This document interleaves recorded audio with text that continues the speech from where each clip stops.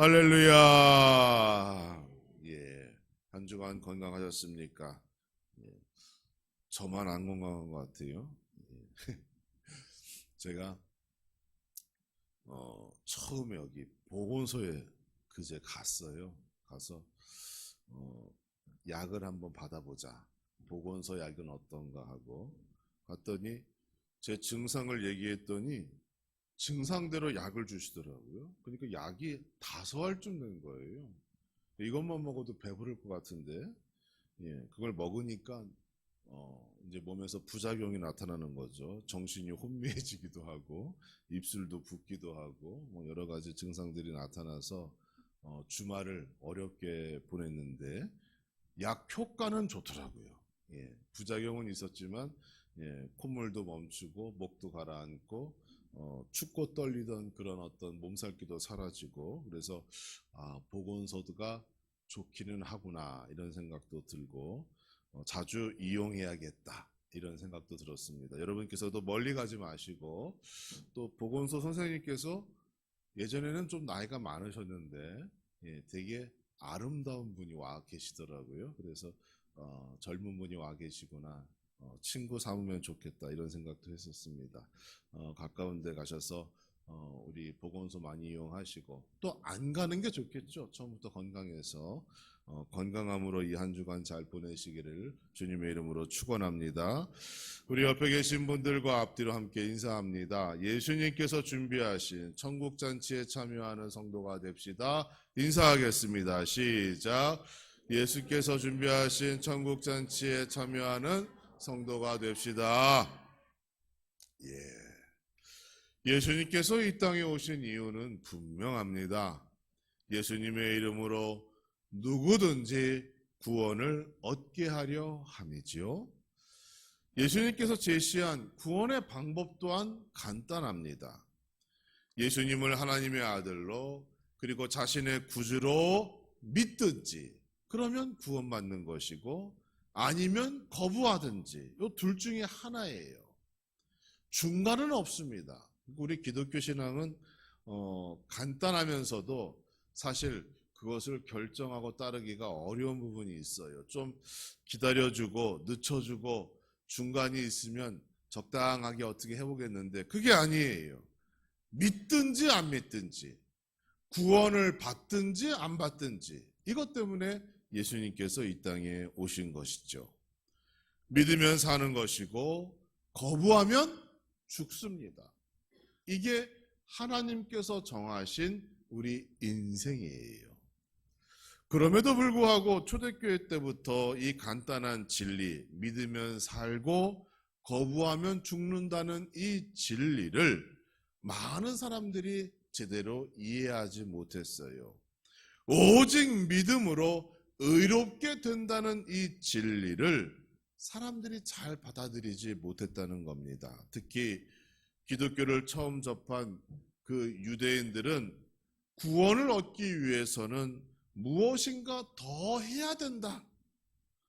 구원을 얻기 위해서는 믿음만으로는 왠지 부족하고 불안하다고 그들이 생각했다는 것입니다. 그래서 어떤 사람은 믿음에 더하여 할례를 받아야 한다 이렇게 주장하는 사람도 있었고 또 어떤 사람들은 구약의 계명과 예배와 절기를 준수해야 된다 이렇게 주장하는 사람도 있었습니다. 또 어떤 이방인들은 당시에 유행하던 헬라 철학에 의거하여 예수님을 재해석하고 다른 믿음을 제시하는 그러한 사람도 있었습니다. 이러한 혼란 속에서 사도 바울이 로마서를 통하여 강력하게 주장하는 것이 있어요. 그게 무엇인가 하면 오직 의인은 믿음으로 살게 될 것이다 라고 하는 그 구약의 말씀을 사도 바울이 다시 한번 강조하는 것입니다. 오직 믿음만으로 가능합니다. 오직 믿음이 구원에 이르게 됩니다. 우리가 생각하는 인간이 생각하는 다른 선하다고 생각되어지는 여러 가지 종교적 행위는 구원의 기본적인 필요 조건이 아닌 거예요. 이러한 진리, 오직 믿음만이 우리를 구원에 이르게 하고 천국에 이르게 한다라고 하는 진리가 있음에도 불구하고 오늘날 여전히 많은 사람들이 복음을 오해하며 살아가는 것이에요. 무엇이 믿음인지, 무엇이 복음의 그 구원의 길인지 알지 못하며 자기가 믿고 싶은 대로, 자기가 생각하는 대로 기독교를 생각하고 믿고 있다는 것, 참 가슴 아픈 일이 아닐 수 없는 것이죠. 오늘 우리는 소위 탕자 이야기라고 불리는 본문의 말씀을 통하여 이 놀라운 진리에 대하여 새로운 관점을 가지고자 합니다. 여러분의 마음속에 믿음에 대한 새로운 도전과 소망을 가지고 오늘 본문의 말씀을 통하여 새로운 은혜를 받으시고 이 대림절기를 더욱 의미 있게 보내기를 주님의 이름으로 축원합니다. 이 이야기의 줄거리 모르는 사람 없습니다. 그렇죠?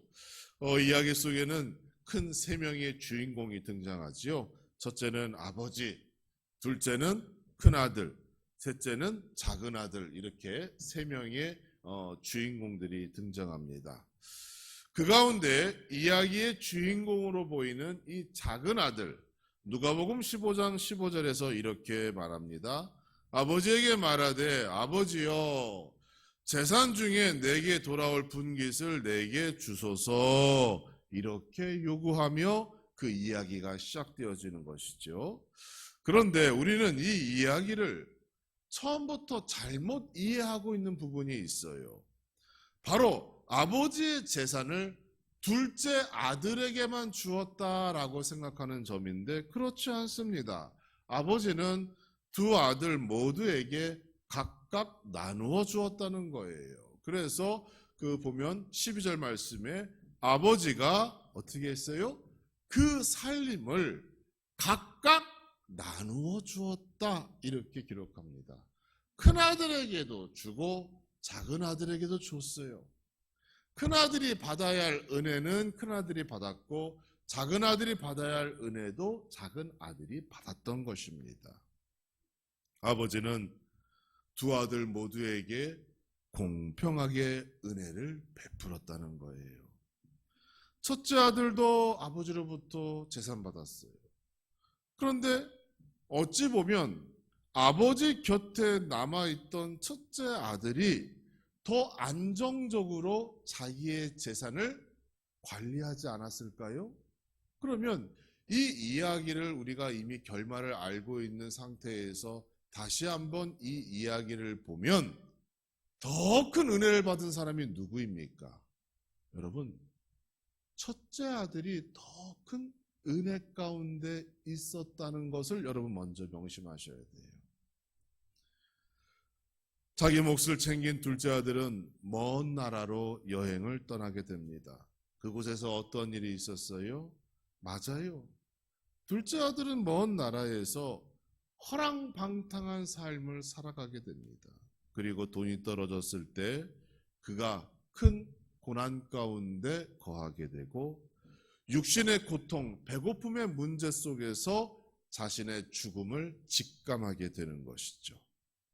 그곳에서 돼지들과 함께 살아가던 그 둘째 아들이 아버지를 생각하게 돼요. 아버지의 집에는 품꾼도 많고 일할 것도 있고 먹을 것도 있는데 내가 돌아가서 아버지 그냥 품삯이나 주면서 저 여기서 빌어먹게 해주세요 라고 생각하며 아버지에게로 돌아가기로 마음먹습니다. 그가 마을 입구에 들어서게 되었을 때 그가 눈으로 본 것은 몽둥이를 들고 화를 내는 아버지의 모습이 아니에요. 우리는 그렇게 생각하죠. 내가 집 나갔다가 돌아오면 아버지가 역정부터 내실 것이라고. 그런데 아버지는 그러지 않았습니다. 아들을 보자마자 울며 불며 달려오는 아버지, 그 모습을 보게 되는 거예요. 옷을 입고 금가락지도 다 둘째 아들에게 주고 큰 잔치를 열고 죽었던 아들이 돌아왔노라고 아버지가 너무너무 기뻐하는 장면이 본문에 기록되어져 있습니다. 여기까지가 우리가 알고 있는 탕자 이야기의 전체적인 내용이에요. 그런데 여러분, 그렇지 않습니다. 여러분에게 질문해 봅니다. 오늘날 교회와 성도는 이 비유에서 교회와 성도는 큰 아들입니까? 작은 아들입니까? 여러분은 지금 큰 아들에 속해요? 작은 아들에 속해요? 한번 생각해 보셔요. 쉽게 대답하기 어려울 거예요. 그러니까 이 탕자의 이야기를 우리가 조금만 새로운 관점에서 보면 나는 큰 아들인가? 나는 둘째 아들인가? 한번 곰곰이 생각해 보시기 바랍니다. 내가 작은 아들이라 하기에는 지난 시간 나를 뒤돌아봤을 때 내가 그렇게 허랑방탕하게 살아온 것 같지 않아요. 그렇죠?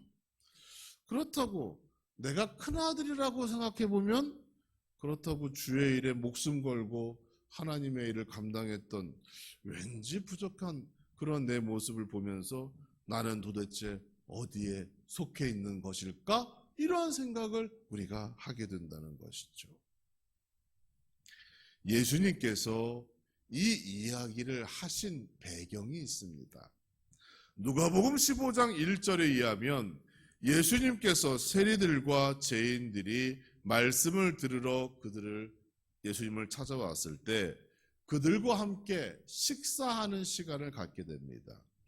그 광경을 본 바리새인과 서기관들이 수군거리며 어떻게 율법에서 정죄한 죄인들을 함께 식사할 수 있느냐? 도무지 이해할 수 없다. 이렇게 생각했어요. 지금 현장에는 예수님과 함께하는 두 부류의 사람이 있었습니다. 첫째 부류는 세상에서 모두가 죄인이라고 생각하는 세리들과 다른 죄인들이 있었고, 그 자리에 둘째 부류로 그들의 믿음으로 존경과 사랑을 받고 있다는 바리새인과 서기관들이 그 자리에 함께 있었다는 거예요. 당연히 세리와 죄인들은 첫째 부류로서 사람들로부터 손가락질 받는 사람들이었고, 바리새인과 서기관들은 그나마 율법을 지켰고 자신의 삶을 통하여 하나님의 말씀을 증거한다고 자부하였기 때문에 나름대로 사람들로부터 인정과 칭찬과 존경을 받는 사람들이었어요. 이 상황을 탕자 이야기에 접목해 보면 이렇습니다. 세리와 죄인들은 집을 떠났다가 지금 예수님을 찾아온 둘째 아들이라고 볼 수가 있죠. 그리고 바리새인과 서기관들은 아버지의 집을 지키며 살아온, 다시 말하여 율법을 지키며 살아온 첫째 아들이다라고 볼 수 있겠습니다. 자, 그런데 아버지가 그렇게 크게 연 잔치에 누가 들어갔어요?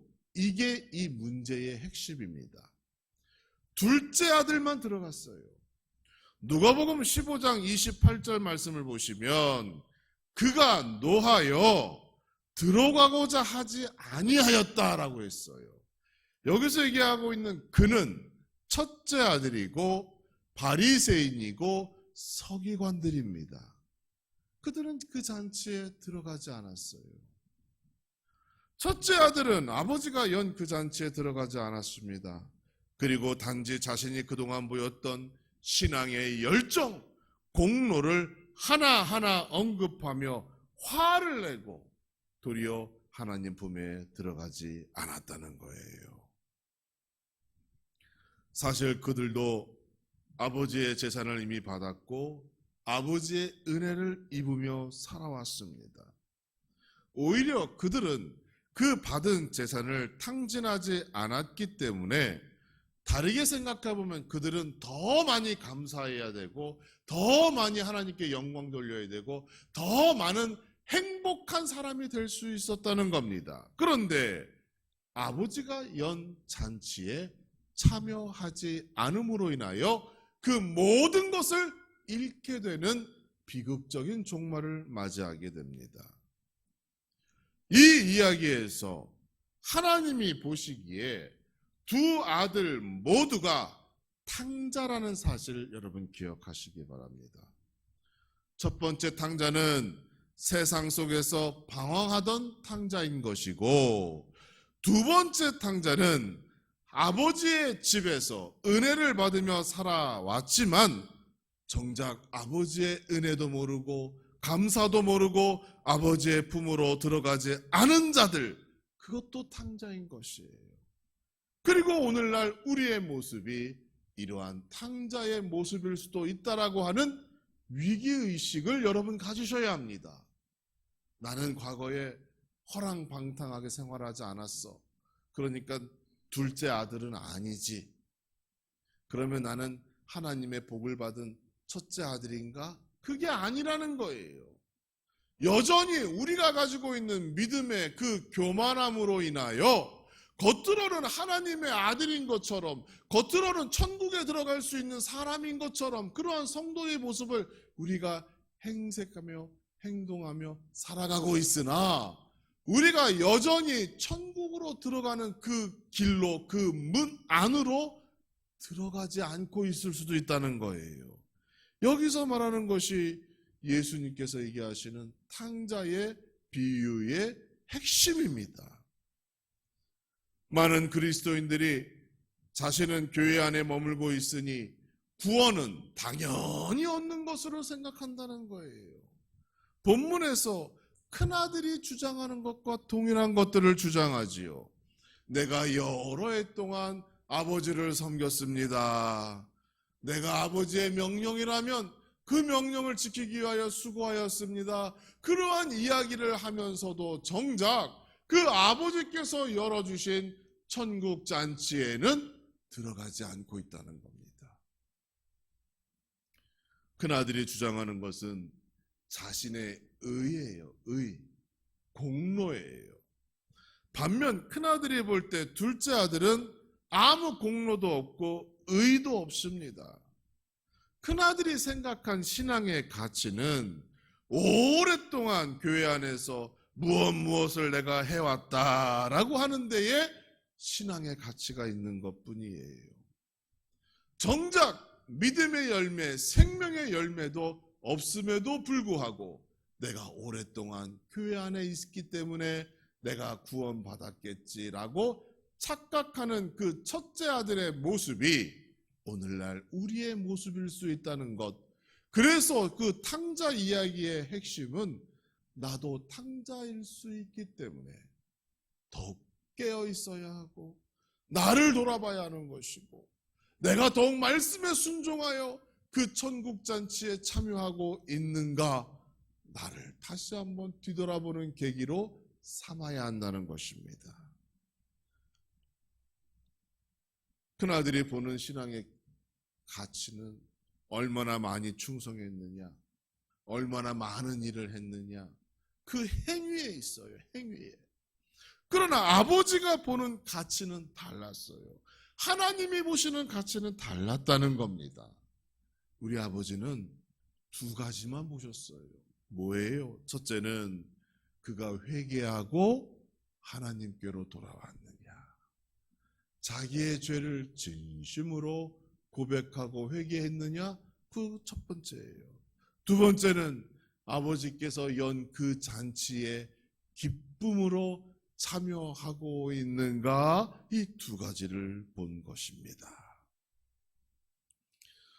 누가복음 15장에 기록된 탕자 이야기는 명확한 두 가지의 길을 제시하고 있습니다.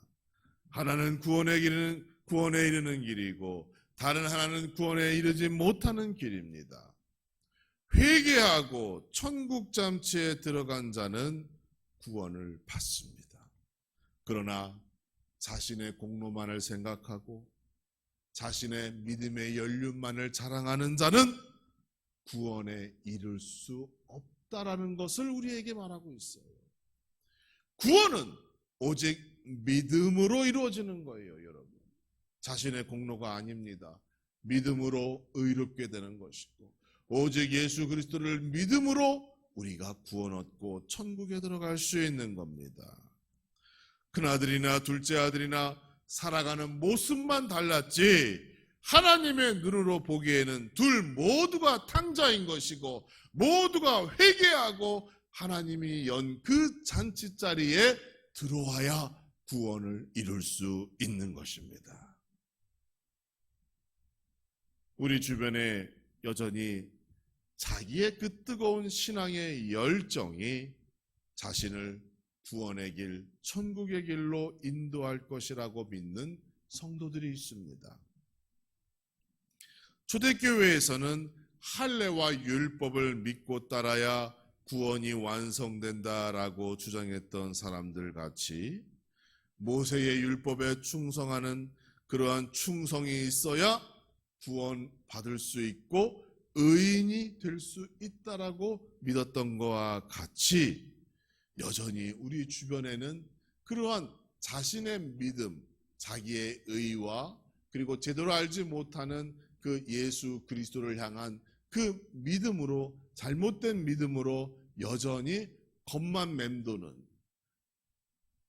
자기의 귀로 풍악이 울리고 사람들이 춤추는 소리가 들려 어디선가 잔치가 열렸구나라는 것은 알고 있었으나 그가 화를 내고 거기에 들어가지 아니하고 거부하였던 그 첫째 아들과 같이 들어가지 못하고 맴돌다가 인생을 마치는 그러한 성도들이 있다는 것입니다.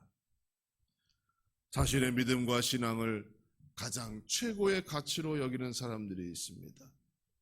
내가 믿는 방식이 정석이고 다른 사람들의 믿음을 존중하지 않으려는 사람들도 있죠. 여전히 아버지께서 베푸신 그 잔치에 참석한 둘째 아들만을 비난하면서 정작 자신은 그 안으로 들어가지 않는 그러한 성도가 많이 있다는 것입니다. 사랑하는 성도 여러분, 큰아들이든 작은 아들이든 착한 아들이든 나쁜 아들이든 그건 중요하지 않아요. 하나님의 눈으로 볼 때 모두가 긍휼히 여김을 받을 아들들이에요. 회개하고 하나님의 품으로 들어가야 구원에 이르게 되는 겁니다. 불행하게도 창녀와 어울리며 흥청망청 세상을 즐기던 둘째 아들, 나쁜 아들은 구원에 이르게 되었고 아버지 곁을 지키며 살아온 바리새인, 서기관들은 구원에 이르지 못하게 되었다라는 것이 이 비유의 핵심입니다. 모두가 하나님의 품 밖에 있었기 때문에 그들은 구원을 이루지 못했습니다. 예수님께서 이 땅에 오신 이유는 명확합니다. 예수님께서 천국 잔치를 여셨고 여러분 모두를 초청하셨습니다. 세상에서 어떤 삶을 살았는지는 중요하지 않습니다. 지금 내가 그 초청에 응하여 그 잔치, 하나님의 품으로 들어갔는가? 그게 중요한 거예요. 그 천국 잔치에 들어간 자만이 하나님과 극적인 화해를 할 수가 있습니다. 예수 그리스도의 음성을 듣고 그 잔치에 참여한 사람만이 하나님과 화해하며 진정한 평안과 위로 그리고 세상에 경험할 수 없는 행복을 얻게 된다는 것 여러분 기억하시기 바랍니다. 아버지가 왜 이 잔치를 여셨을까요? 그 아버지의 마음을 생각해 보시기 바랍니다. 아버지는 그 잔치를 통하여 자신이 얼마나 기뻐하고 있는가 보여주고 싶었어요. 죽었던 아들이 돌아왔다는 것, 아들과 화해하고 다시 이전과 같이 그 아들이 자신의 자녀가 되었다는 점, 그게 너무도 기뻤어요. 그래서 잔치를 열어주셨고 함께 더불어 그 잔치의 의미를 되살리기를 원했던 겁니다. 누구든지 잔치에 들어가면 영광을 누릴 수 있습니다. 아버지를 만날 수 있고 돌아온 아들을 볼 수 있는 것이죠. 그러나 잔치에 참여하지 않으면 그 기쁨을 누릴 수 없습니다. 잔치 소리는 들려도 그 기쁨과 영광이 나의 것이 되지 못합니다. 사랑하는 성도 여러분, 그 천국 잔치에 참여하는 여러분 되시기를 주님의 이름으로 축원합니다. 한 해를 결산하는 이 시간, 내가 지난 한 해 하나님으로부터 어떠한 은혜와 사랑을 받았고 어떠한 복을 받았는가 한번 계산해 보시기 바라요. 그럼에도 불구하고 내 마음이 두렵고 염려와 근심으로 여전히 가득 차 있다면 여러분 아직까지 그 잔치에 들어가지 않고 그 주변을 맴도며 분내고 화내는 그 첫째 아들이 내 모습일 수 있다라고 하는 그러한 위기의식을 여러분 가지셔야 합니다. 모든 것을 맡기고 하나님의 품으로 들어가는 여러분 되시기를 주님의 이름으로 축원합니다. 그동안 예배 잘 드리고 말씀대로 살고자 노력했으니 나는 천국 가겠지? 이러한 생각 버려야 합니다. 믿음이 있어야 해요. 예수 그리스도로 말미암아 내가 구원받는다라는 그 믿음으로 그 잔치에 참여하시고 진정한 천국의 주인이 되어질 때 여러분의 마음에 그 염려와 근심, 걱정이 사라지게 되는 거예요. 그리고 감사만 남게 되는 거예요. 그 감사함으로 새해를 준비하면 새해에 더 큰 감사의 증거가 하나님의 역사로 말미암아 여러분의 삶 가운데 나타나게 될 줄 믿습니다. 대림절 두 번째 주간이 지나가고 있습니다. 우리의 믿음을 다시 재점검해야 합니다. 매일매일 진실한 회개의 역사와 용서의 은혜가 여러분의 삶에 가득하기를 주님의 이름으로 축원합니다. 자신의 신앙적 의로움으로 구원을 얻는 것이 아니라 예수 그리스도를 나의 왕으로 구주로 모실 때 그 믿음으로 구원에 이른다는 사실을 다시 한번 기억하시고 예수 그리스도 나의 왕으로 오신 이 대림절기가 여러분에게 가장 기쁘고 행복한 시간 되어지기를 주님의 이름으로 축원합니다.